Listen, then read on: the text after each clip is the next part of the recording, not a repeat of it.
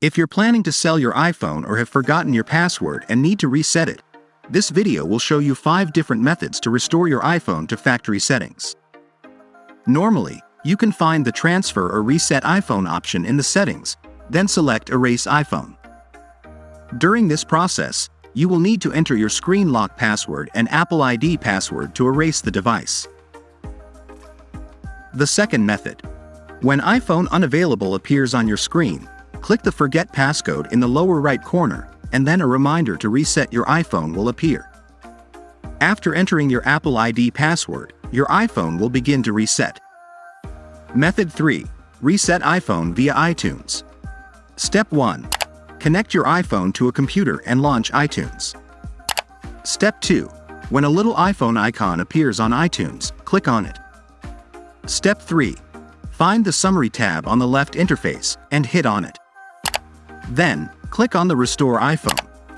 The upper right corner will show that the iPhone system is being downloaded.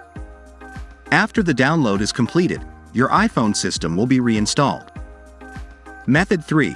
Reset iPhone via iCloud. Navigate to the iCloud website and log in to the same Apple ID as the locked iPhone. Then click on the Find My iPhone feature when you log in to the iCloud.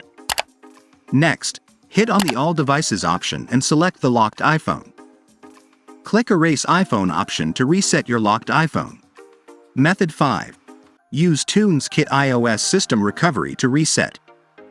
If you've forgotten your Apple ID password or need a quicker solution, try TunesKit iOS System Recovery. Connect the iPhone to the computer. Then, choose Reset Device. There are 2 options here. We choose Factory Reset.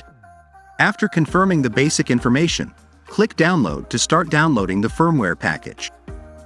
After downloading the firmware package, click to start the factory reset. This process does not require entering any password, and you can successfully restore your iPhone to factory settings.